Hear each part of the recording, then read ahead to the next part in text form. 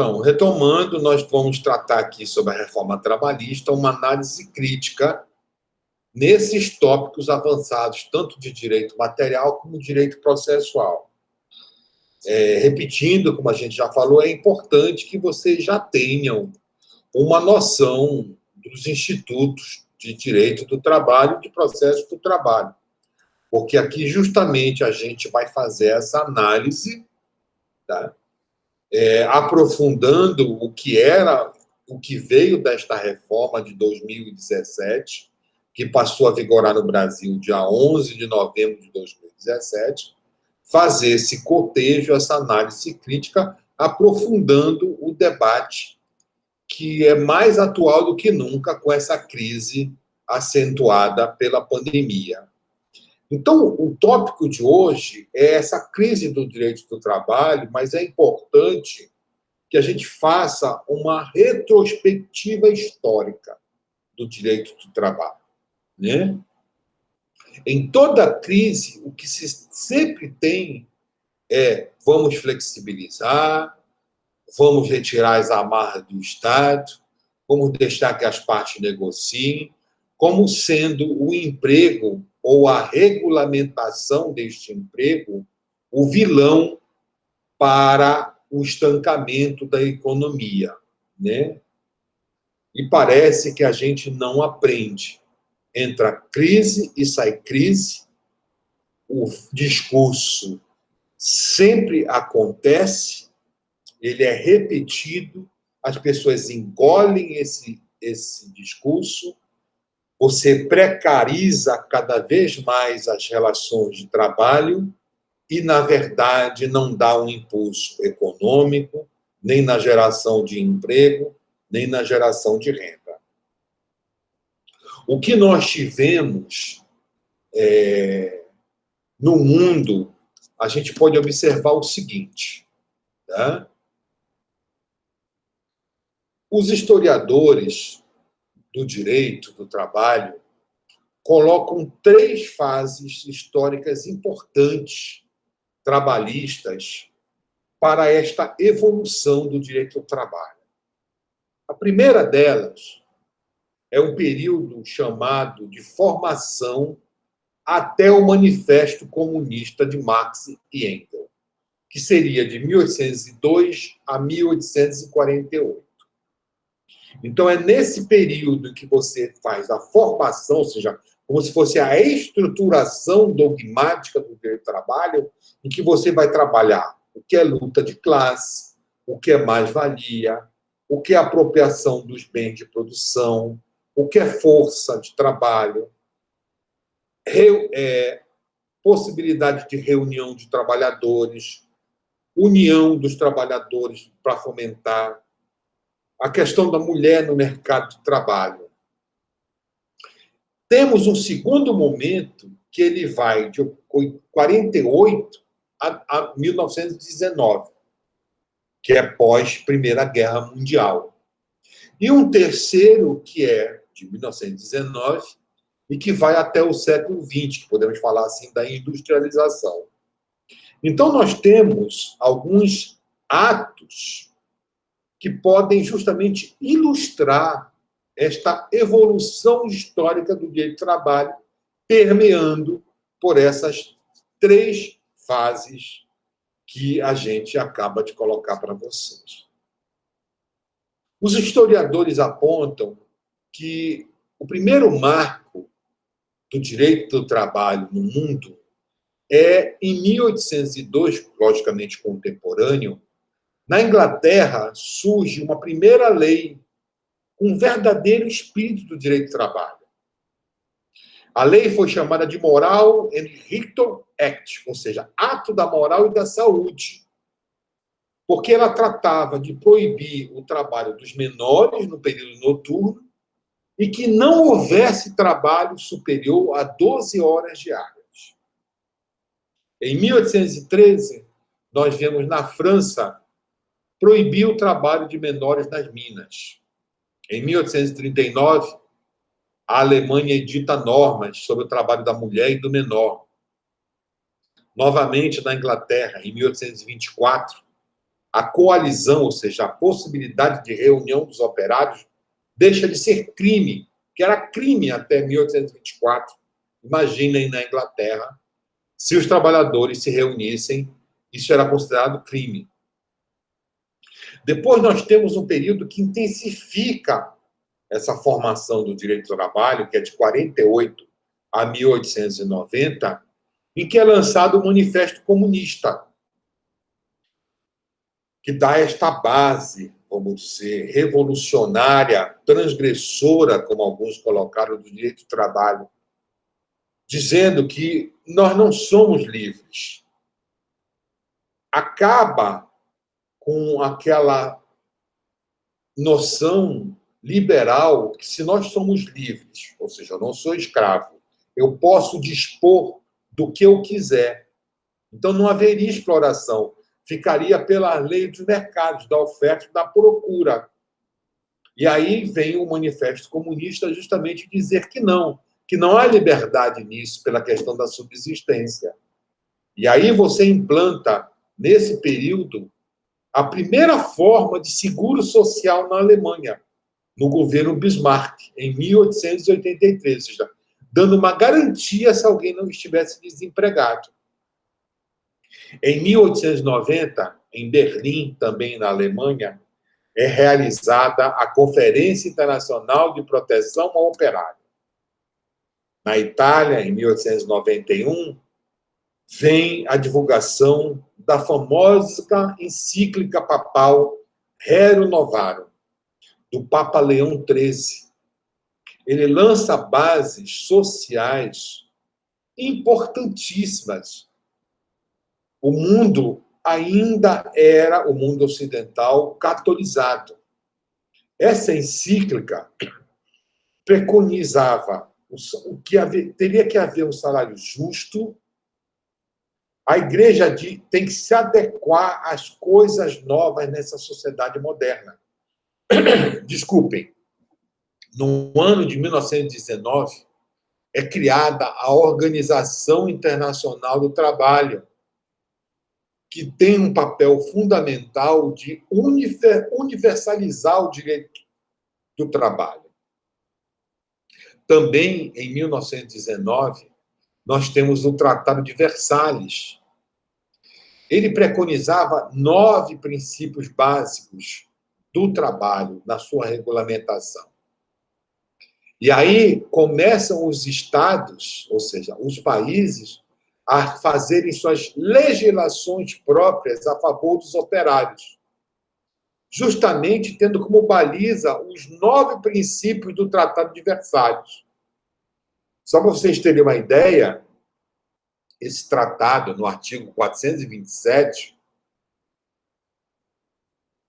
não admite que o trabalho seja mercadoria. Assegura 8 horas de trabalho por dia. Que o trabalhador tenha um dia na semana de descanso, é o repouso semanal. Que haja um salário mínimo. Que o trabalhador não fique sujeito a que o patrão quer pagar. Que haja um patamar mínimo. Preconiza o direito de sindicalização, que os trabalhadores e até os próprios patrões possam se reunir em busca de melhores condições para as suas categorias.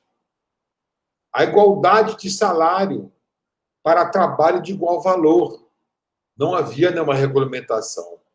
Dentro da mesma empresa, exercendo a mesma função, eu podia pagar diferente. Evitar que haja tratamento prejudicial, no caso ainda até mais, que seja dado um tratamento especial, diferenciado ao trabalho da mulher e do menor. Ou seja, reconhecendo que essas categorias sociais dos menores e das mulheres precisavam ser tuteladas e, como tal, a legislação dos Estados-membros que aderiram ao Tratado de Versalhes necessitava ter uma legislação específica protetiva ao menor e à mulher. Também, em 1919, na Europa, você começa a ver a constitucionalização do direito do trabalho. Ou seja, os princípios e as regras trabalhistas passam a ser inseridas nas constituições de países europeus. A primeira delas é a Constituição Alemã de Weimar.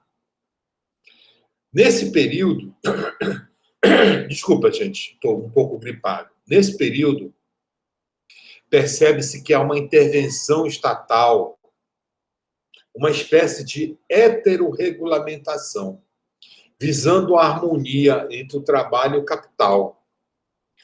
A Europa estava devastada após a Primeira Guerra Mundial. Então, era necessário, eles viram a necessidade de se intervir nessas relações trabalhistas com uma série de normas, disciplinando diversos assuntos. Por exemplo, duração do trabalho, medicina e saúde do trabalho, trabalho da mulher, trabalho do menor, regulamentação do salário e como resolver esses conflitos trabalhistas. Então, o que se pode observar, desculpa, gente, é que você sai de uma fase do liberalismo em que preconizava que eu, sendo livre, muito inspirado pela Revolução Francesa, né? Liberdade, igualdade e fraternidade. Então, se eu sou livre, eu posso dispor da minha força de trabalho como eu quiser. Se eu não quiser ser empregado, eu não sou empregado. Se eu quiser trabalhar para alguém que me pague X, Y, Z, eu trabalho, senão eu não trabalho.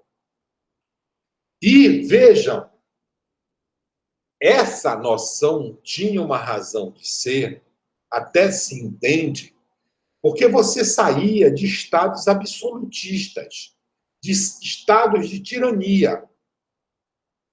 Né?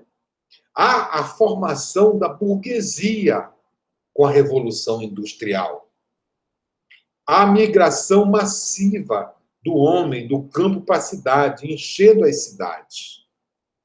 Então, você sai desta fase de opressão que vem desde o feudalismo, né, o autoritarismo monárquico, em que você começa a instalar regimes democráticos ou com uma maior representatividade popular. Então, você diz, olha, eu não quero o Estado se metendo em absolutamente nada na minha vida. Né? O trabalhador é livre, o patrão é livre, nós somos livres, nós podemos estipular o que quisermos. Sob intervenção estatal. Depois, você começa a perceber, até mesmo que começam a surgir conflitos, brigas, basta te ver filmes e a própria literatura, né? Conflitos até sangrentos, com mortes.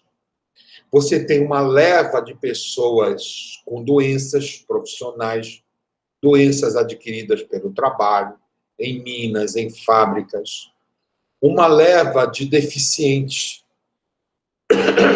porque perdem membros com a introdução das máquinas na força de trabalho.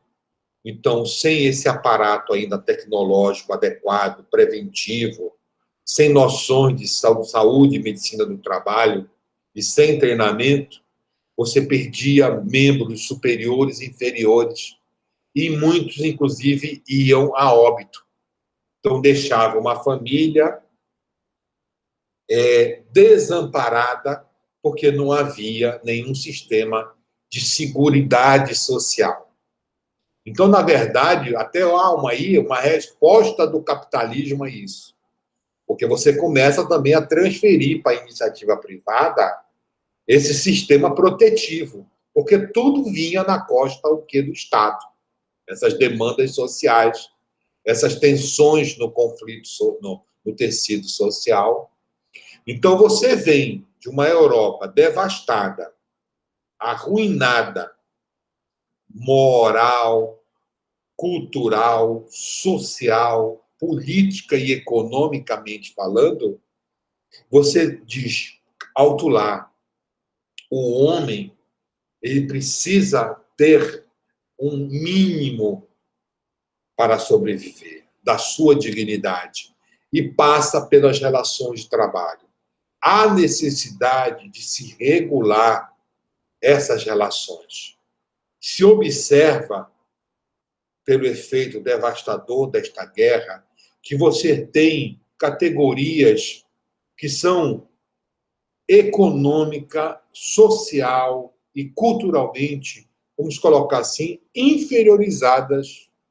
E esta relação capital-trabalho, ela é profundamente desigual. E aí é que surge a figura do hipossuficiente. Eu não detenho os meios de produção. A única coisa que eu tenho é o meu labor, é a minha força de trabalho. E observem, a gente ainda tinha um trabalho muito manual, né? Então, imagine um trabalhador deste ficar sem um braço, ele estava condenado a nunca mais trabalhar, viver de mendicância e a sua própria família. Então, você começa a estipular com o Tratado de Versalhes aqueles princípios e irradia para a Europa, especialmente a partir da Alemanha, com a Constituição de Weimar, e também pela orientação da encíclica Rerum Novarum, do Papa Leão XIII, que diz que o homem merece um salário justo, o homem tem que ser, quando eu digo aqui homem, gente, tá? Já sabe, né? O trabalhador, a trabalhadora precisa ter um salário justo, precisa ser respeitado, ter condições mínimas de desenvolver a sua atividade, né? Que fique desamparado, que o Estado possa lhe amparar física e financeiramente, num caso de desemprego, num caso de doença, num caso de invalidez permanente ou temporária, colocando, na verdade, uma nova filosofia do bem-estar social. E, como tal, o Estado tem que intervir. Então, você passa a ter esta noção: nós somos livres, somos, mas a função do Estado também é proteger os mais fracos. É fazer uma intervenção positiva nessas relações sociais. E passa, obviamente, pelo mundo do trabalho. Não há como se ter uma sociedade justa, igualitária, fraterna, ecologicamente equilibrada, sem que haja a diminuição dessa desigualdade entre as pessoas. E, obviamente, como nós trabalhamos num sistema em que eu tenho que receber remuneração pelo meu trabalho, já que eu não detenho os bens de produção, essas relações elas têm que ser tuteladas pelo Estado, a favor do hipossuficiente. E, no caso, o hipossuficiente é o trabalhador. Ganha-se um relevo tão significativo que essas normas trabalhistas passam a serem inseridas nas constituições dos Estados europeus. Então, você vê na Alemanha, depois passa para a Itália, para a França. Você tem a Revolução Mexicana, que é a Constituição Mexicana de 17, também constitucionaliza o direito do trabalho. Você tem no mundo a Revolução bolchevista, desculpe, na União Soviética, né?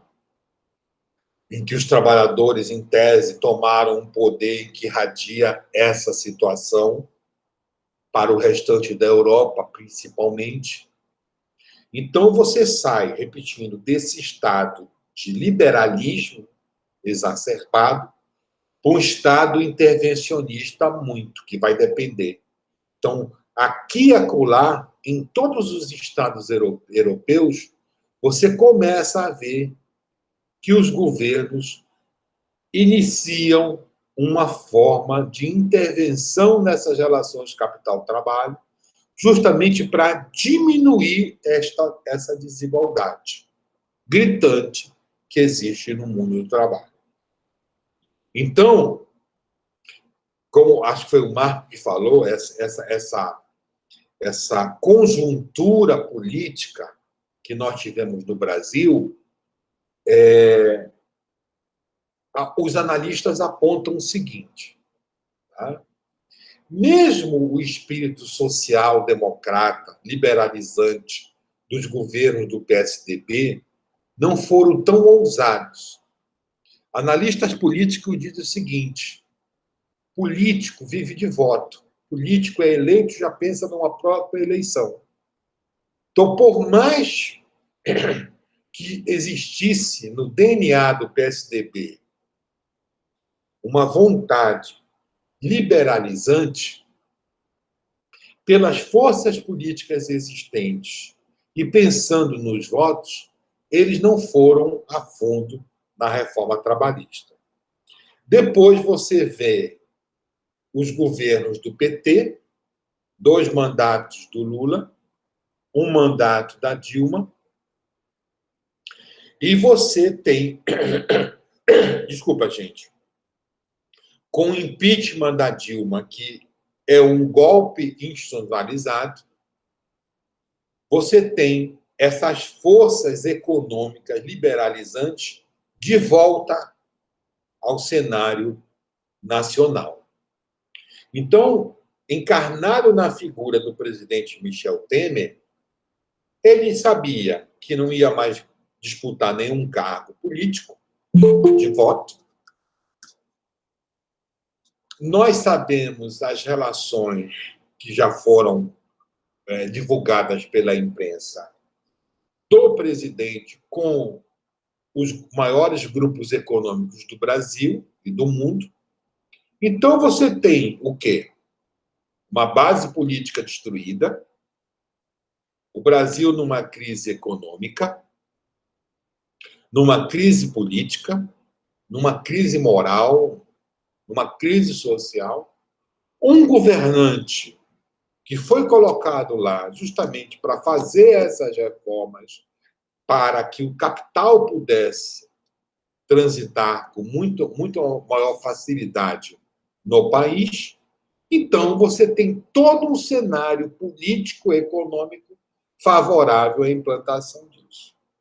Então, a reforma é aprovada em toque de caixa, sem grande discussão no cenário político trabalhista nacional, justamente sempre com aquela visão que o mercado de trabalho menos regulado, que o Estado não seja intervencionista nas relações capital-trabalho, dando esta liberdade para patrões e empregados, você, na verdade, destranca a economia não fica tão fechada, de cumprir tantas regras, porque torna o Brasil, eles dizem, com essa legislação não competitivo no mercado internacional, né?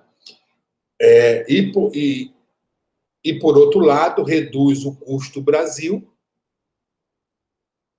sempre através do que? Dos empregos. Então, você cria no Brasil essas dicotomias gritantes. Por exemplo, eu libero direitos trabalhistas, mas não enxugo a carga tributária sobre o trabalho. Por que, ao invés de eu diminuir os direitos trabalhistas, eu não diminuo a carga tributária sobre as empresas e até mesmo sobre o trabalhador, sobre o trabalho, sobre o salário? Ou seja, o governo mantém a alta carga tributária sobre a folha de pagamento, mas e diminui os direitos trabalhistas. Não deveria ser ao contrário, manutenção dos direitos trabalhistas e menor intervenção estatal justamente nos tributos? Como é que eu posso justificar num país que as grandes fortunas não paguem imposto? Como é que eu posso justificar num país que meu salário é taxado na fonte de imposto de renda? E o grande capital que aplica na Bolsa de Valores, quando devolve o dinheiro de dividendos para as suas matrizes internacionais, não paga o imposto de renda. Então, vejam, e no Brasil também a gente vive essa noção de hipocrisia nacional, né? Você vê o grande capital ou personalidades de influência no cenário nacional dizendo: não, o Estado não tem que intervir, o Estado não tem que ajudar nada, essa sangria de dinheiro. Nós vimos agora o debate no auxílio emergencial, vozes dizendo que é isso é uma esmola para o trabalhador, eles querem ficar com isso. Críticas à Bolsa Família. Então, você tem o grande empresariado e pessoas de influência no cenário político e econômico brasileiro dizendo que o Estado tem que se afastar cada vez mais do sistema protetivo ao trabalhador, mas essas mesmas pessoas querem todas as benesses do Estado. É o Banco Nacional de Desenvolvimento Econômico e Social, BNDES, financiando o jatinho do Luciano Huck, financiando isenções, o Estado, para montadoras de veículos, isentando ICMS de querosene de combustível de companhias aéreas, ou seja, o capital adora que o Estado intervenha para lhe dar garantias e benesses. Mas para o trabalhador, não. Não, isso é esmola. Está dando peixe ao invés de assinar. E o último, para a nossa desgraça nacional, é o financiamento pelo Banco de Brasília da mansão do senador ou deputado, sei lá o que ele é, Eduardo Bolsonaro, em Brasília, uma casa avaliada em 6 milhões de dólares, em que os juros anuais feitos para o parlamentar, filho do nosso presidente, não chegam a 4% a ano. Enquanto que o financiamento do Minha Casa Minha Vida são construções de 30 metros quadrados, os juros que o trabalhador paga é maior do que o Eduardo Bolsonaro conseguiu. Então, vejam a que nível de hipocrisia chega-se no Brasil, em que essas pessoas criticam qualquer forma de intervenção do Estado para a proteção do trabalhador e de sua família, mas eles mesmos querem tudo. Eles mesmos querem tudo. Ou seja, é bom proteger o capital, mas que o trabalho se vire. Ou seja, nós, no Brasil, não temos nenhuma visão capitalista moderna, em que você, incentivando o consumo, a geração de emprego ou renda, aumenta a própria lucratividade. Não, é uma visão, ou seja, nós estamos, infelizmente, retomando a uma fase liberalizante muito perigosa, em que se verifica que o trabalho passa a ser pura mercadoria, tentando extinguir qualquer sistema protetivo ao trabalhador. Isso, o Lucas está falando 4,5%. O do Bolsonaro não chegou a 3,90%, 4% do que eu consegui ler. Ou seja, um imóvel de alto luxo, né? uma pessoa de alta renda, né? Ele é empresário de chocolate, não é isso? E parlamentar federal. Vejam que aí não, aí o Estado é bonzinho, dinheiro público. É um Banco de Brasília, o Banco Regional. Não acho que é Banco Federal, né? Como BASA, Banco do Brasil, etc. Então, há essa situação. Então, são essas condições políticas e econômicas que fizeram. Aqui, gente, não se está falando, por exemplo, é impossível você falar de direito do trabalho sem falar de política, que elas estão ligadas. É conforme a matriz ideológica política de cada Estado é que vai dar o rumo do direito do trabalho que será apreciado e implantado em determinado país. É impossível falar de direito do trabalho sem falar do social, sem falar do econômico. Tanto que você vê, é a primeira coisa, ou seja, não se discute uma reforma trabalhista, não se discute uma reforma administrativa, aliás, se discute. É para tirar a estabilidade do servidor público, para que qualquer governo possa demitir quem quiser e colocar os seus. E eu acho que essa pandemia, gente, fez a gente refletir algumas situações, né? Vejam, por exemplo, a importância do Estado através do SUS, Sistema Único de Saúde. O que seria deste país? Como é que nós estaríamos nesse país sem o SUS nessa pandemia do Covid? É o que está segurando para que a gente não tenha corpos nas ruas, tropeçando, corpos nas ruas, é justamente a atuação no SUS.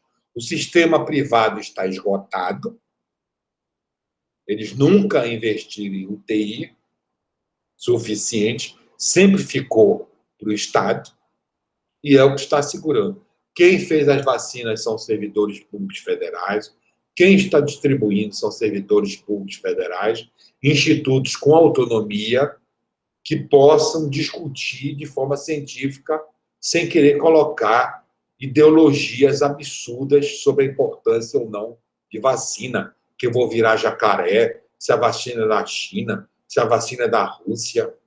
Ou seja, vejam como se torna. Então, vejam a importância desta intervenção do Estado em áreas prioritárias, como é o caso da saúde, né? E vejam, por exemplo, o sistema inglês. O sistema inglês de saúde é público, francês. Né? E você quer discutir no lugar mais capitalista que a Inglaterra? É difícil. Ali eles são, né? Realmente, né, o berço do capitalismo na Inglaterra. Então, é isso que se tem que retomar. E hoje nós temos essa conjuntura política e ideológica favorável, né?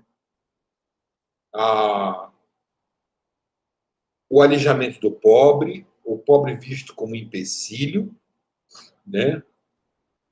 O capital é que importa, eu sou livre, eu trabalho pelo valor que me derem, para que eu vou ficar tutelando isto? Então, você vê hoje, nós estamos com o maior número de desempregados no Brasil, uma economia informal gritante, voltamos ao patamar de fome, que já tinha sido erradicada no Brasil, saímos da sexta economia para a 12ª economia, as coisas estão se aprofundando, basta a gente ver na nossa cidade o nível de pobreza, de mendicância que está aumentando. Então, o futuro, se nós não intervirmos, né, independente de corrente ideológica, mas que você tenha uma responsabilidade social, o futuro ele é desanimador, desanimador, desanimador. Não é a retirada de direitos trabalhistas que fomenta a economia. Isso está provado no Chile, está aprovado na reforma da Argentina, está aprovado na reforma do Peru, na Europa. Não é isto que fomenta a economia. O que fomenta a economia é industrialização, consumo. O que se dá para um Estado que se possa falar um patamar mínimo civilizatório é que o Estado intervenha nas relações sociais desiguais.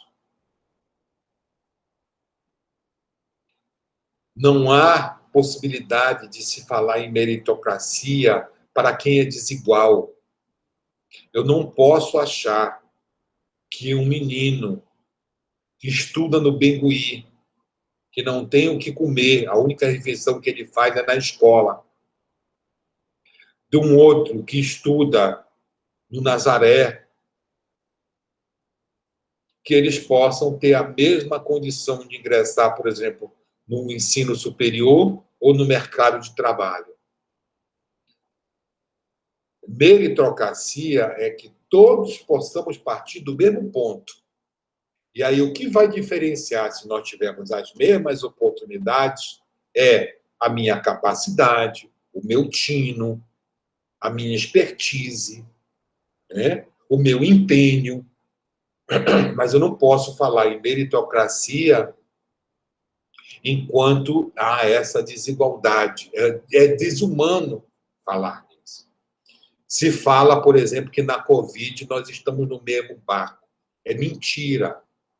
Tem pessoas que estão em transatlântico, tem pessoas que estão no iate, tem pessoas que estão em canoa e outras que nem conseguiram, estão afogadas. Os pobres estão enfrentando fila, que o privado já largou de mão. Se não fosse o governo e a prefeitura acolhendo essas pessoas.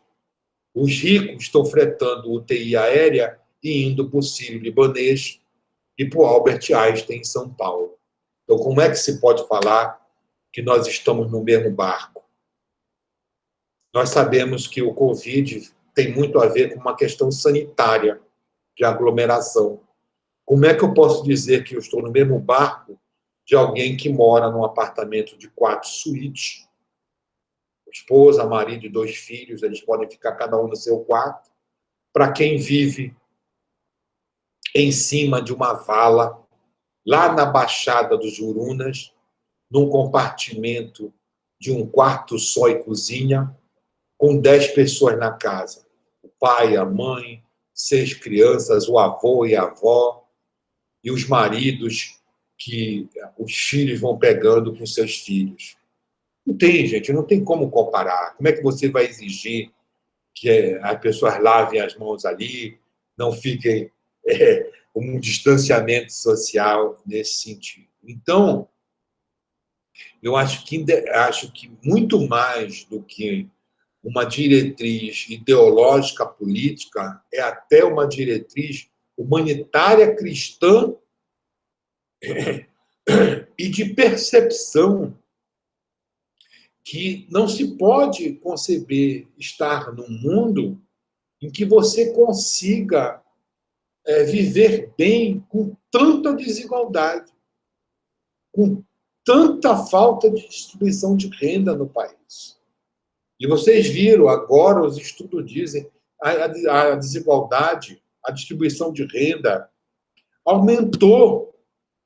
Aliás, a falta de distribuição de renda aumentou na pandemia. Os mais ricos ficaram mais ricos. E aí você tem isso aliado a uma imprensa entreguista, uma imprensa que não faz debate, é uma imprensa que, na verdade, trabalha com o Google, você não tem mais jornalismo investigativo, a serviço das grandes corporações que ficam alimentando esse tipo de discurso.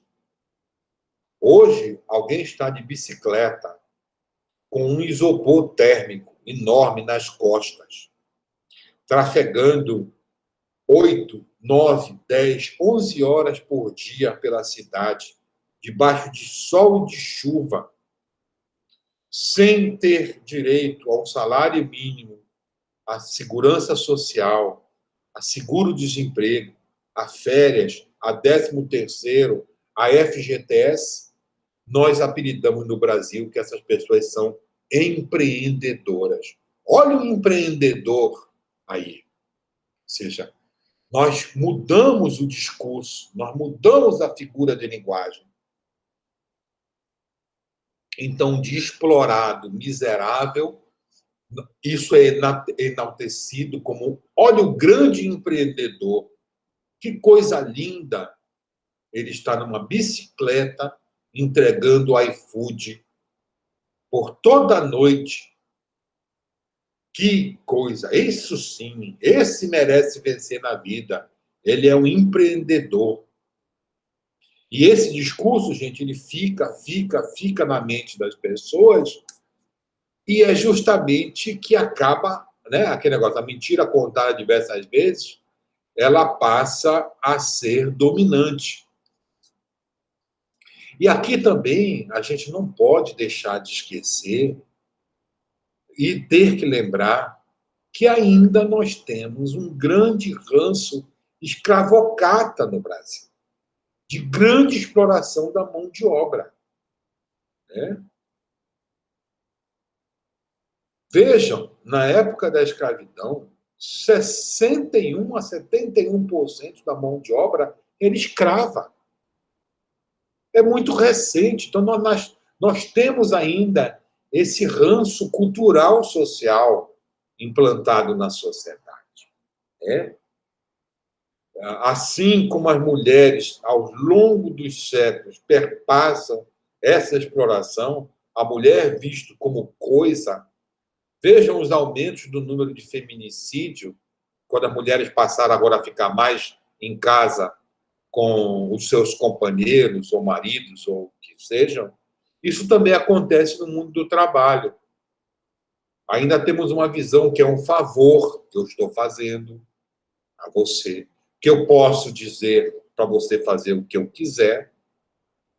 Então, ainda nós temos que vencer grandes barreiras sociais que estão enraizadas no nosso consciente coletivo no Brasil, dessa exploração.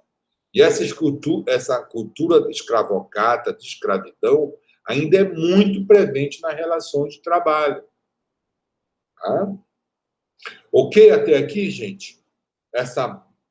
Esse breve sumário da evolução histórica no direito do trabalho mundial.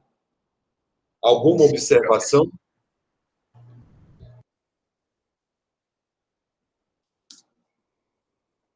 Ninguém?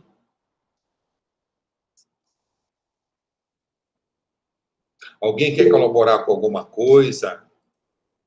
Dizer se concorda ou não concorda? Acrescentar algo?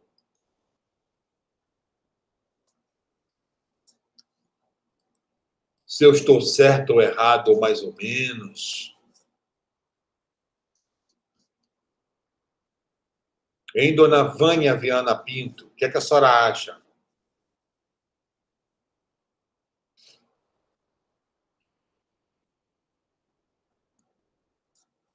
A Vânia, que estava agoniada para participar, não conseguia entrar. Nada, Vânia. Nil Dias. Eu vou falar que é mais rápido. Pois não. Tudo bem, professor. Essa introdução foi muito boa para ter uma noção geral do direito do trabalho, da relação de trabalho e tal. Eu estava lendo agora à tarde sobre o balanço da reforma 3 anos depois, 3 anos e meio aí, né? E nós temos, assim, em alguns pontos bem superficiais, alguma espécie de melhora. Algumas pessoas falam que teve uma melhora, no entanto, as promessas de aumentos de postos de trabalho realmente não foram cumpridas. E aí a gente fica esperando esse resultado da reforma, se é bom, se pode melhorar, né? Nos tribunais superiores, eu ainda não vi nada assim de... Acho que a única coisa relevante que eu vi foi sobre o trabalho insalubre da trabalhadora grávida, gestante, tem aí uma decisão do Tribunal Superior que Sou... fez uma regra que havia assim, uma espécie de flexibilização, que se a mulher concordasse, ela poderia trabalhar gestante em ambiente insalubre. Aí parece que isso aí derrubou, né? acho que foi só. Está tudo lá. Como dizem, né? É um grande acordo nacional com o Supremo em tudo. Isso passa.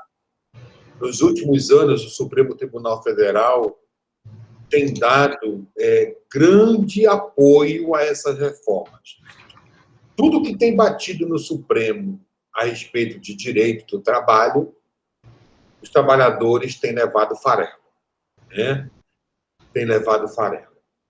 Eu já estava dizendo já há uns anos que nem se precisava de reforma trabalhista com o judiciário que nós temos, né? É um judiciário que tem encampado esse discurso liberalizante, sabe? Na pior concepção. Quer dizer, quando você fala que uma pessoa é liberal nos Estados Unidos, gente, sigam um jornalista chamado Guga Chakra no Twitter. Tá? Ele é interessante, ele é filho de libaneses, brasileiro, está em Nova York, está nos Estados Unidos, acho que há mais de 15 anos, e ele é correspondente da Globo. Guga Chakra. Então, ele tem uma visão muito interessante, né? Aqui no Brasil, quando se fala que a pessoa é liberal, é que a pessoa quer derrubar tudo, né? Não, liberal nos Estados Unidos é o contrário. Ele preza o emprego, ele é liberal, né? E no Brasil também nós temos o seguinte: o cara é liberal na economia e super conservador nos costumes. Né? É uma coisa assim. O nosso liberal nada tem a ver. Então, na verdade, o que eu digo, o poder judiciário ele também tem uma parcela significativa de culpa nesse referendo. A gente, na minha visão hoje, tem uma composição do Supremo Tribunal Federal muito ruim, né? A começar com o ministro Barroso, né, que é o ministro da Globo, super liberalizante, o tipo de situação que tem sido vista, o tipo do nosso sistema judicial que tudo cai no Supremo, é um absurdo, disputa de papagaio no condomínio cai no Supremo, mas isso é uma razão de ser, né? Quanto mais processos eu tenho, mais poder eu tenho. Eu me lembro na reforma do judiciário, eu frequentava Brasília porque eu estava numa associação e precisava ficar falando com os parlamentares para fazer atividade corporativa. Vânia, só pode desligar seu microfone só um pouquinho? Aí, depois a gente retoma isso, obrigado. E tinha uma proposta de colocar o Supremo como tribunal constitucional mesmo. O Supremo contratou assessores dizendo que não concordava. Por quê? Eles querem ter esse tipo tranquilo de poder. Né? Tem um livro, Jurisdição e Poder. Quanto mais competência eu tenho, mais poder eu tenho. Então, é uma questão também que tem que ser discutida. Sabe? O que se fala é o seguinte: claro que há necessidade de você reformular. Por exemplo, até hoje, nós não temos um código de trabalho, um código de processo de trabalho. Ainda temos um decreto, uma consolidação. Tudo bem, de original ela quase não tem nada, ela já foi reformada uma centena e milhares de vezes. Mas nós não temos algo consolidado trabalhista, numa legislação, numa codificação. É claro que você necessita atualizar. Os fatos sociais, eles sempre são mais dinâmicos que qualquer legislação. É natural. A norma é de caráter geral e abstrato. O mundo, ele tem essa dinamicidade. E aí a lei, a norma, vai se adaptando. Vamos dizer, como é que você poderia imaginar uma questão do Uber? um trabalho home office tão intenso como tem sido feito, as novas tecnologias, processo eletrônico, celular, tablet, localização do trabalhador por GPS, ou seja, monitoramento por milhões de formas, diferente do que bater cartão de ponto na fábrica ou no escritório. É claro que necessita-se de uma reforma, mas uma reforma adequada. Não é assim. Toda reforma brasileira é tida como retirante de direitos. A folha de pagamento cada vez mais é taxada, onerando o empresário, né? E onera o trabalho. Estamos há 6 anos sem correção da tabela do imposto de renda, 6 a 5 anos. Isso causa um maior empobrecimento da classe trabalhadora, que cada vez tem que trabalhar mais para pagar mais imposto de renda e fica mais pobre, porque não há um reajuste da tabela do imposto de renda. Há um aumento da alíquota da Previdência Social, porque você tem menos trabalhadores no mercado de trabalho formal, menos gente recolhendo para a Previdência Social. Então, você tem que aumentar a alíquota da Previdência Social, porque no Brasil a Previdência Social ela tem dupla função. Ela é um seguro social do trabalhador, né, para pagar auxílio-doença, auxílio-acidente de trabalho, seguro-desemprego, aposentadorias, pensões, e ela é de seguridade. É o SUS, que financia o SUS. Então, vejam, né, é um tiro no próprio pé quando você ataca o mercado de trabalho, coloca menos gente formal trabalhando, você diminui a arrecadação do Estado para a segurança social. Diminuindo a arrecadação, o déficit da Previdência aumenta, o governo tem que cobrir, há um rombo e querem depois flexibilizar a Previdência Social. Ou seja, é um moto contínuo destruidor que ele não vai acabar nunca. Tira daqui, tem que cobrir dali, retorna de lá e vai. E é assim que vai funcionar. Nós não temos ninguém de forma crítica que consiga fazer isto, né? Então, é essa a situação. E aqui eu quero também passar para vocês agora, para a gente ter essa noção, como se operou a evolução histórica do direito do trabalho no Brasil, tá? Eu vou aqui espelhar para vocês, porque eu acho que fica mais fácil, tá? Aqui.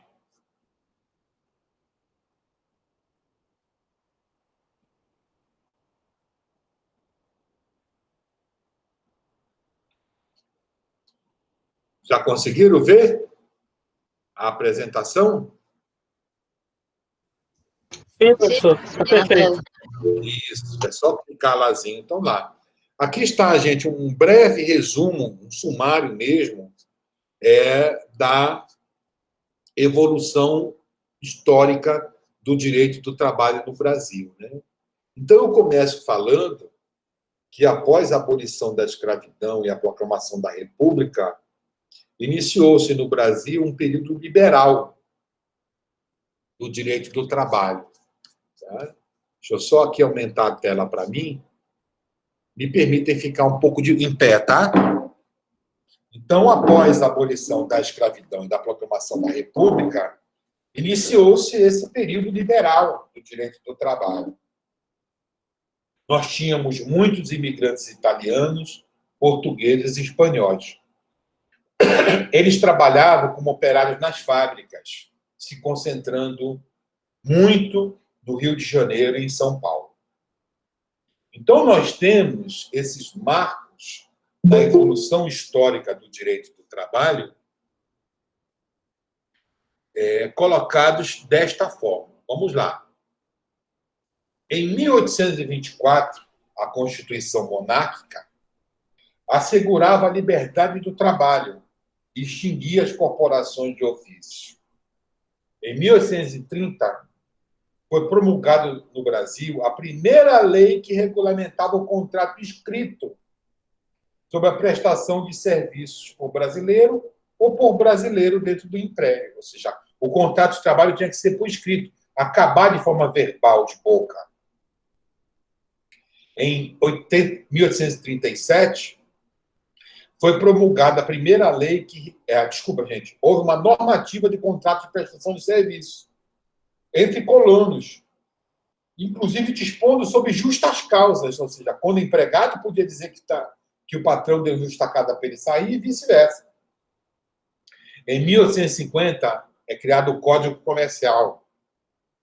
Ele dispunha sobre a questão de preposição mercantil, salários, nomeação por escrito dos caixeiros, indenização para os empregados, relação de justa causa, dar aviso prévio quando eu queria encerrar um contrato. Esse era o Código Comercial.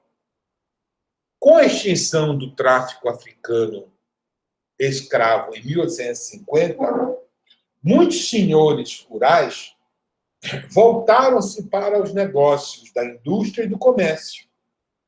Então, na verdade, houve aí um incremento econômico no Brasil. Saiu daquele Brasil eminentemente rural e barato, já que se apropriava desta mão de obra escrava gratuita, obviamente, que eram explorados. Então, quando você elimina, a gente sabe que não cessou, começou a clandestinidade no tráfico negreiro, mas diminuiu bastante. Então, muita gente que tinha esse tipo de economia passa-se a se voltar à indústria e ao comércio. Então, você, na verdade, faz uma migração. Só aqui que eu estou autorizando as pessoas a entrarem. O café e o açúcar estão em ascensão. Desloca o eixo econômico no norte para o sul. Começa a se cogitar a empregar esses colonos livres, os migrantes, europeus, de preferência estrangeiros, de preferência europeus. Em 1889, vem, por definitiva, a abolição da escravatura. E aí o quadro econômico realmente começa a mudar. Em 1891, temos a primeira lei com cunho tutelar e trabalhista. Ela proibia o trabalho de menores de 12 anos, salvo se eles fossem ser aprendizes, podiam ser de 8 a 12 anos. Em 1903, foi criada a lei sobre sindicalização dos profissionais de agricultura. Em 16, entra em vigor o Código Civil Brasileiro, que tem um capítulo específico sobre locação de serviços, regulamentando a prestação de serviços de trabalhadores. Em 19, é criada uma lei sobre acidente de trabalho. Em 23, temos a Lei Eloy Chaves, que disciplina a estabilidade no emprego. Não poderia ser demitido aos ferroviários que tivessem mais de 10 anos trabalhando para o mesmo patrão. Em 1930, Getúlio Vargas cria o Ministério do Trabalho, Indústria e Comércio, com a finalidade de prestar um amparo aos trabalhadores. Para a grande maioria dos doutrinadores, este é o marco inicial do direito do trabalho no Brasil. Embora antes já existisse um ambiente propício para o seu surgimento. O salário mínimo é instituído em 36. Em 39 é constituída a Justiça do Trabalho, mas ela só vem ser instalada no dia 1º. Desculpa, gente, aqui está errado, não é 1º de abril, tá? É 1º de maio. Em 1940, no estádio do Vasco da Gama, no Rio de Janeiro, que teria órgãos, as juntas de conciliação, os conselhos regionais do trabalho, o Conselho Nacional do Trabalho. Esses últimos foram alterados em 46 para Tribunal Regional do Trabalho e Tribunal Superior do Trabalho, denominação que se tem até hoje. E hoje as juntas são varas do trabalho. Em 43, temos o diploma mais importante para a matéria, que é a CLT. Reuniu-se todas as leis sobre direito do trabalho, individual, coletivo e processo do trabalho. E fez a CLT. A Constituição de 1946, ela foi promulgada com um grande cunho social e democrático. E, mesmo assim, conviveu com esse pensamento corporativista da CLT. Em 67, já no regime militar, temos a emenda constitucional que revisou a Constituição. Mas, por incrível que pareça, vejam, nem os militares fizeram a alteração dos direitos sociais de forma acentuada. Porque, por mais brutal que seja uma ditadura militar, mesmo assim, a gente sabe que a corporação militar, como o próprio nome diz, ele é corporativista. Então, sabia que não podia restringir de tal forma o direito dos trabalhadores. Ele tem uma visão, né? E observem, a alta cúpula militar é uma cúpula bem formada. Né? São pessoas especialistas, com diversos cursos. A Escola Superior de Guerra é uma escola de excelência. Então, por mais que a gente possa abominar ideologicamente tudo que aconteceu no regime militar, você não pode também esquecer que a alta cúpula das Forças Armadas tem um nível de preparo de excelência. É uma outra visão. E a gente pode ver claramente, né? Por mais que discorde politicamente, vejam o que é um Bolsonaro e vejam o que é o Mourão, o seu vice. Até o preparo é uma coisa gritante. Né? O Bolsonaro é mais inferior hierarquicamente, enquanto que o Mourão, acho que já se reformou como general. Né? Mesmo em 67, não houve alteração significativa dos direitos sociais na Constituição. Finalmente, em 88, você vem a nova Constituição, a chamada Constituição Cidadã, como essência do novo Estado Democrático de Direito. E você tem mudanças expressivas no mundo do trabalho, como redução da jornada de trabalho de 48 para 44 horas. Todo o trabalhador passa a ter direito ao Fundo de Garantia, que é o FGTS. Indenização se eu sou despedido de forma arbitrária. Desculpa, 1/3 de férias. Ampliação da licença gestante para 120 dias. Aumentou o percentual das horas extras para 50%. Elevação da idade mínima para admissão para 14 anos. Antes era 12. Representantes dos trabalhadores nas empresas com mais de 200 empregados. Estabilidade para dirigente sindical, comissão interna de trabalho, a CIPA, empregadas gestantes. E no bojo da Constituição, nós passamos a ter várias legislações importantíssimas, como a Lei de Greve, em 89, a Lei de Política Salarial, também em 89, a Lei de Salário Mínimo, em 89, e, finalmente, a Lei do FGTS, em 1990. Em 2008, nós temos a Lei do Estagiário, reduzindo a jornada para 6 horas diárias, concessão de recesso de 1 mês após 1 ano de estágio. Em 2010, a licença maternidade passa a ser obrigatória no serviço público de 6 meses e opcional na iniciativa privada. Em 2011, se aprova mais prazo para o aviso prévio, que além de 30 dias para cada outro ano de trabalho, ganhe o trabalhador mais 3 dias, até o limite de 90. Em 2015, se faz um resgate histórico, fundamental, numa lei complementar de número 150, regulamentando de forma bem positiva o trabalho doméstico, estendendo todas as garantias e direito dos demais trabalhadores. A categoria de doméstica ainda tinha uma legislação muito restritiva, colocando como se fosse a parte na estrutura trabalhista. Tá?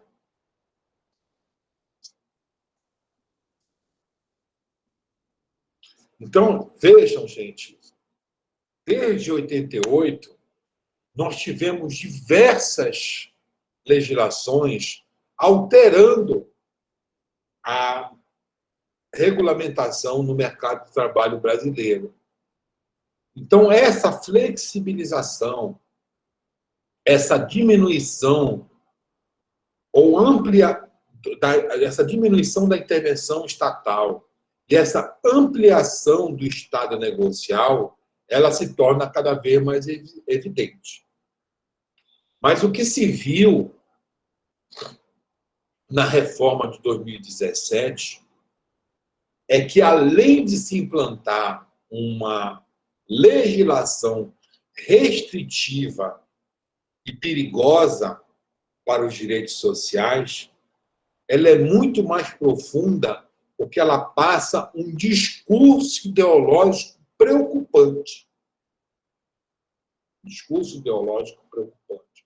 É esse discurso do empreendedorismo, que o ser humano é capaz de negociar direto, que o Estado não tem que intervir nas relações de trabalho, que o mal do Brasil é a justiça do trabalho, que é uma justiça que só dá direito para os empregados, ela atravanca porque gera insegurança jurídica, porque os patrões fazem uma coisa, depois vem a justiça do trabalho e diz outra coisa, né? Então, aqui e acolá sempre aparece propostas de extinção da justiça do trabalho, que também é apontada como um fator da falta de crescimento econômico da geração de emprego e renda pela sua atuação no Brasil, né?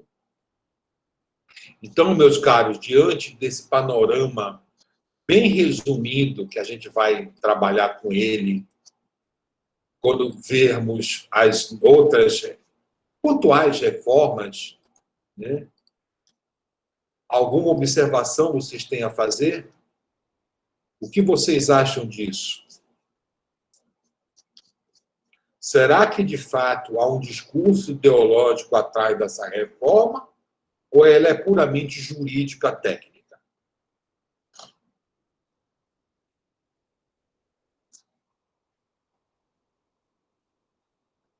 O que é que o senhor me diz, Nil Dias?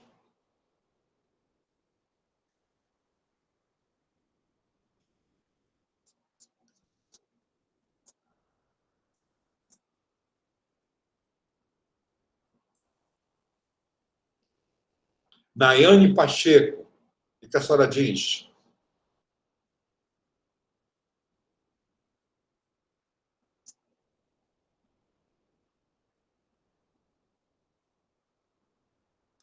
Alex César. Sim.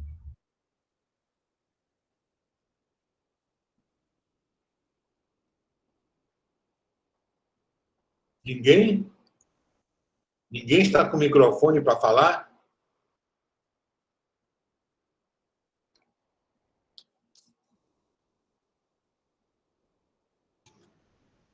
Você acha que eu gosto mais de escrever? Não, eu gosto mais de falar. Sim, esse Nil é político meu, né? Professor, estou acompanhando com atenção o seu apanhado de Estado. Está internado, Nil? Aonde? Isso que é gosto de ter aula, hein? Covid. Vixe, Maria, melhoras. Esse gosta de ter aula, né? Emergência Unimed. Jesus. Que tudo corra bem. Alex. Não? Bem, professor, eu acho que essas questões relativas ao mundo do trabalho, eles de fato refletem todo um contexto histórico que está sendo posto, né? E tanto que no contexto atual, com um recrudescimento muito forte de um pensamento neoliberal extremamente nefasto, a gente está sentindo em todas as esferas da economia, na verdade, que a incongruência que temos nesse sentido de um pensamento que não se adapta à realidade. É uma teoria de algumas pessoas que visam um ponto de vista único e não conseguem entender que, por mais que se queira, desse ponto de vista, analisar sendo possível essa tamanha pressão sobre o trabalhador, a base do mundo do trabalho é o trabalhador. E se você começa a onerar exorbitantemente esse trabalhador, é óbvio que todas as outras esferas vão sofrer junto. E eu fico, na verdade, refletindo em que patamar, né, que nós estamos muito parecidos com aquilo que o historiador Edward Albert Thompson analisou na Inglaterra do século XVIII e XIX. Nós estamos tendo novamente tomadas de terras públicas pela burguesia também. Já visto aqui no Brasil a diminuição das áreas de proteção ambiental, estão tentando fazer o máximo possível, entregar a iniciativa privada às terras, isso prejudicando milhares de trabalhadores tradicionais. E no campo do trabalho urbano, a gente tem percebido essa precarização exorbitante, né? E me parece que esse cenário atual também de epidemia nada mais serve como como posso dizer, um simulacro, uma mentira que está sendo usada para se enfiar goela abaixo reformas que não terão efeito algum prático e, na verdade, serão muito mais nefastos para a população como um todo, né? Eu penso dessa forma. E eu acho que nós, como estudantes e também alguns pesquisadores do ramo do direito do trabalho, a gente tem que se posicionar muito fortemente em relação a isso, porque, ao que me parece, o cenário científico atual tem estado muito aquém do que deveria estar. Eu observo bastante, eu fiz pós-graduação no início da década de 2000, e a gente era bem mais, como eu posso dizer, ativo, penso eu, nessa questão, principalmente ambiental, que era uma área que eu particularmente trabalhava. E agora eu estou percebendo que nós, cientistas, eu me coloco porque eu fiz pesquisa científica no mestrado, tudo, somos uma voz que hoje é calada por uma opinião pública, um senso comum, que nos coloca como se fosse a nossa opinião fosse apenas opinião mesmo, e não baseada em estudos e tal. Eu acho que nós perdemos muito da credibilidade que nós tínhamos anteriormente, e isso está afetando demais a consciência crítica das pessoas e da sociedade. Eu não sei. Eu acho que tem tudo a ver, por exemplo. Eu acho que houve uma alteração, a colocação foi muito interessante, Alex. Eu não tinha visto por esse ponto de vista, viu? Agora me fez surgir um monte de indagação aqui, muito mais do que respostas da tua questão, me surgiu muito mais dúvidas. Por exemplo, tá? Eu acho que nós temos aqui um bojo, o Poder Judiciário, né, que mudou muito. Eu não estou dizendo de ser um Poder Judiciário ideológico, né?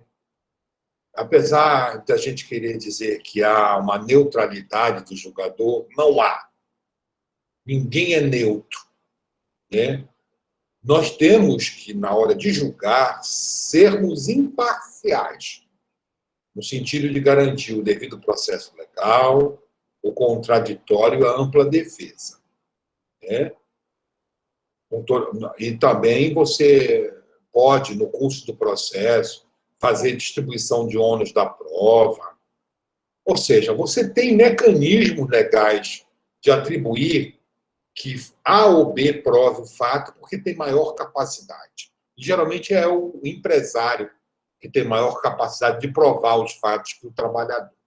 Mas isso é uma outra esfera que nós vamos entrar depois. Então, nós temos, acho que, alinhado uma questão do judiciário, né?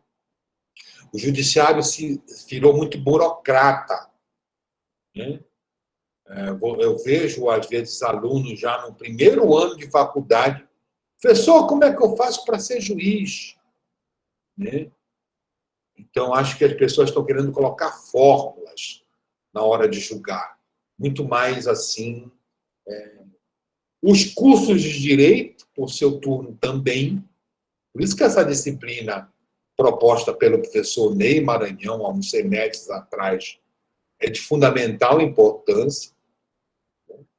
Nós estamos retirando dos cursos de direito o seu caráter social humano. As pessoas quase querem fazer uma fórmula matemática para o direito. É isso, acontece isso, tal. Né? Professores que querem discutir alguma coisa são tidos, entendeu, de uma forma pejorativa, ou querer fazer palanque político, ou querer fazer divagações, porque as pessoas estão preocupadas com o exame da UAB, o concurso que vai fazer, né? Achando que o direito tem uma fórmula matemática. Aconteceu isso, eu faço isso, vai dar isso. Eu acho que nós temos essa concepção. Né? E aí também, eu acho que tu tens razão, falha muito a academia, as universidades. Elas não têm dado uma resposta a esses movimentos. Né? Não é, claro que não é só culpa da academia, não tem espaço público, não tem espaço na mídia, etc. Nós sabemos de todas essas condicionantes desfavoráveis. Mas, por exemplo, que pesquisa científica efetiva nós temos nos cursos de direito para lidarmos com essas questões sociais? E quando tem, qual o resultado delas? Uma vez eu me perguntei, onde estão os relatórios de pesquisas dos professores do curso de Direito? Tem algum site que eu possa acessar? Foi feito isso, chegou-se a essa conclusão. Não tem. Professores fazem pesquisa, também os núcleos, os projetos de extensão, apresentam o relatório lá para a Faculdade de Direito, que aprova, é arquivado lá no Conselho, né? Pronto. Não tem uma página na internet, Instagram, Facebook, que seja, que eu tenha acesso a esse relatório. Eu não sei o que a universidade está produzindo. Eu, da casa, não sei o que os meus outros colegas estão produzindo. Só sei quando eles escrevem algum artigo. Mas e quanto à pesquisa em si? Quais foram os andamentos da pesquisa? O que é que foi aplicado? O que deixou de aplicar? Quais foram os relatórios parciais? Quais foram os relatórios finais? Não temos. Né? Você tem, na verdade, também uma imprensa brasileira vendida, na grande maioria. Né? Hoje, o que salva são blogs e mídia alternativa, para você ter alguma noção. E mesmo assim, na mídia alternativa, você tem que ter cuidado, porque está muito impregnado de política partidária, então acaba sendo tendenciosa. Né? Não é que eu seja contra a tendência, né, a tendência ideológica na imprensa. Mas eu gosto muito nos Estados Unidos. Por exemplo, a Fox diz, eu apoio o Trump. Né? E desenvolve uma linha editorial nesse aspecto. Aqui não, é tudo camuflado, né? A Globo acabou de lançar uma nota do pronunciamento do ex-presidente Lula, dizendo que trabalha com os fatos, mesmo que eles sejam desfavoráveis. Eles sabem que não é assim. Né? E tem uma linha política ideológica. Então, eu gosto muito da imprensa americana nesse aspecto. Na CNN diz, é isso, nós apoiamos o Obama. Tá? E aí, pronto, o leitor sabe o que está acontecendo. Aqui não, fica, entre aspas, sobre essa questão da liberdade, da imprensa, da livre manifestação, mas, na verdade, qual é o jornalista desses grandes grupos podem falar ou escrever o que querem? Não existe, né? Tem uma diretriz muito a ser seguida nisso. Então, eu acho que está faltando esse tipo de reflexão, né?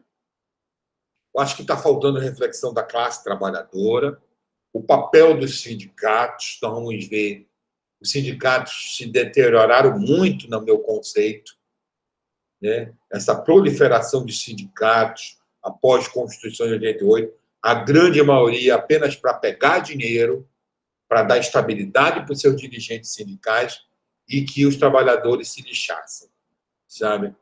Então, acho que nós temos todas essas condicionantes que dão essa prejudicialidade para esse nosso ponto de vista. Tá? Nayane, alguma coisa a falar sobre esse apanhado que a gente fez?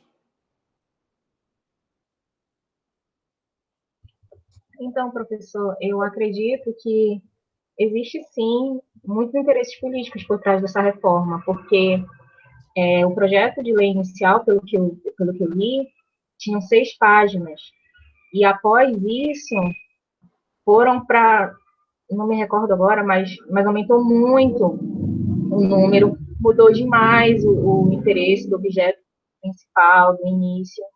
Então, acredito sim que existiram muitas um interesse político, um interesse econômico muito, muito forte por trás dessa reforma e que veio a prejudicar o trabalhador, né? A grande massa, a população, aquelas pessoas que têm o salário mínimo, que muitas das vezes como posso falar, elas se submetem a condições, a ameaças, para não perder aquela renda, né? Então, acredito que realmente existe, infelizmente, interesses políticos, existem muitos debates, né, sobre a inconstitucionalidade de vários artigos, então, é isso que eu percebi, né, até então, com algumas leituras, e acho muito triste que seja dessa forma. Eu concordo contigo. Acho que é uma encruzilhada que nós estamos. Acho difícil reverter isso, né? A tendência, eu acho, que é aprofundar essa crise, né? Aprofundar essa crise. Hoje, eu não sei se vocês já leram que vai faltar vacina. O governo brasileiro está desesperado agora, junto à China, para poder comprar aquilo que tanto desprezou antes, né? A situação acho que vai ficar cada vez mais crítica. Nós estamos agora no nosso inverno, em março. Daqui a pouco começa o inverno lá no sul e sudeste. Aprofundam as doenças respiratórias, incluindo o Covid. Quando é inverno, as pessoas tendem a se aglomerar mais, ficarem mais juntas, né? No ambiente de trabalho ou em casa, né? No verão, a pessoa, vamos dizer, vai andar na praça, vai fazer alguma coisa, areja mais a casa, né? Estou falando, logicamente, de uma classe média, que é possível arejar a casa. No inverno, não, você fica mais confinado. Então, a curva do ano passado, no inverno, foi preocupante. Então, não vejo como essa crise acabar tão cedo e sem nenhuma modéstia, com essa falta de direção política do governo federal, a coisa só vai se aprofundar. Porque eu tenho dito o seguinte, eu tenho o maior respeito por todas as correntes ideológicas, né? Todas, de direita, de centro-direita, de centro-esquerda, de centro, todas, de esquerda radical, de esquerda, todas. Mas eu não consigo admitir qualquer dirigente político que tenha um desprezo pela vida. Então, o que você tem visto, né, do mandatário maior da nação, é o presidente da República, o que ele fala, desprezando as pessoas, né? Vai comprar na casa da tua mãe, chega de mimimi, de morte, né? Aí eu tô com Covid, ou seja, me mandaram um apanhado de coisas dele.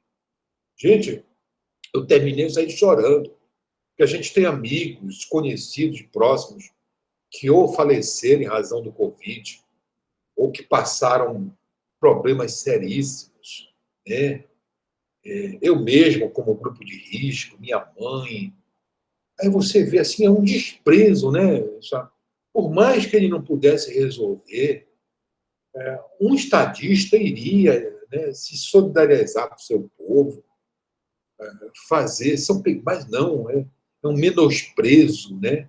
É não usar máscara em público, é querer que se tome remédio de verme, depois diz que não, que combate o Covid, depois diz que não usou. Ou seja, gente, eu acho que é uma destruição que nós estamos tendo desse mínimo civilizatório, né, muito interessante. E que isso acho que vai repercutir ainda por décadas. Eu sempre imaginei, nas palestras que eu dou, eu sempre disse que o povo brasileiro é autoritário, é fascista, é misógino, é homofóbico, é preconceituoso. E eu sempre fui taxado como louco. Que isso? Estamos tão tranquilos.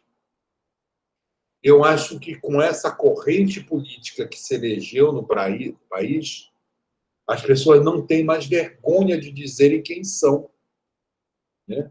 E elas estão aparecendo. E é bom que apareçam, né? Não sei se já aconteceu isso com vocês, mas às vezes pessoas próximas do seu convívio familiar ou de amizade se mostraram de tal forma que eu fiquei pensando, meu Deus, este é meu amigo mesmo, que eu conheço há 20 anos, se revelaram de uma tal forma. Então, hoje as pessoas se sentem autorizadas, porque tem um norte, né? Antes, quando estava tudo ok, pleno emprego, mesmo no governo do PT, que fosse, as pessoas ainda tinham uma certa resistência a falar algo. Hoje não, né? Eu acho que também com as redes sociais, que oportunizam que qualquer um fale o que quer e quando quer, você fica realmente chocado com determinadas declarações, sabe? Eu acho que, antes de tudo, um líder é estar do lado do seu povo nos seus momentos mais significativos. Como eu disse, por mais que ele não resolva, né? É igual, por exemplo, você dar um colo, um abraço num amigo que perdeu, por exemplo, a mãe. Você sabe que você não vai trazer de volta a mãe daquele seu amigo. Então, você confortar, dar o ombro para o seu amigo chorar, dar um afeto, uma palavra de carinho, isso é super significativo. Então, acho que é isso que o mandatário tem que fazer. Se solidarizar com o seu povo, né? Por mais que saiba, é inevitável existirem mortes, tá, em todo mundo se está vendo isso, mas é a atitude que você toma que pode direcionar. Então, você diz assim, mas o que isso tem a ver, professor? Isso tem tudo a ver. Porque essa corrente doutrinária ideológica, ela permeia também no mundo do trabalho, permeia no mundo financeiro, permeia no mundo econômico e permeia no mundo do trabalho. Essa situação liberalizante ao extremo, esse desprezo pelo outro, né, pelo mais vulnerável, isso passa para os patrões, que passam para os seus empregados. Então, muito mais, eu acho, preocupante do que reformas A, B ou C, é que a gente não aceite esse discurso como normal, que nós tenhamos a capacidade e a oportunidade de nos indignarmos e nos espaços em que forem possíveis, familiares, trabalhistas, acadêmicos, a gente possa se manifestar e dizer: não é este mundo que a gente quer. Não é este mundo que a gente quer. Você pode ter governos de direita? Pode.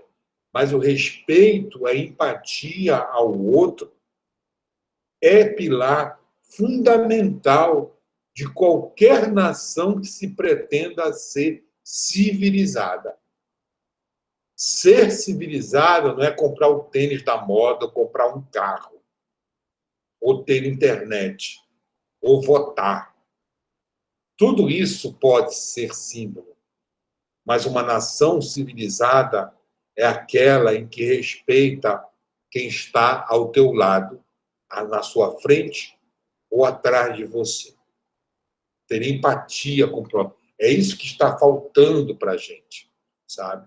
E quando você acha que esse discurso é normal, quando você vê pessoas que pregam o fechamento do Supremo, a instituição do AI-5, a volta dos militares, isso é muito preocupante para uma nação como a nossa, que teve suspiros democráticos na sua vida republicana. Eu fiz um apanhado agora, nós tivemos apenas 12 dos 35 ou 36 presidentes da República que conseguiram completar o seu mandato no Brasil. Ou seja, nós temos uma história de golpe e de autoritarismo. Então, você não pode banalizar esse discurso. Isso não é liberdade de expressão. Isso não é liberdade de expressão. Eu não posso atentar contra os valores democráticos. Eu posso me manifestar? Posso, mas eu tenho que responder com toda a força quando eu quebro essa liturgia democrática. Liberdade de expressão não é poder falar o que eu quero, a hora que eu quero e ofender quem eu quiser.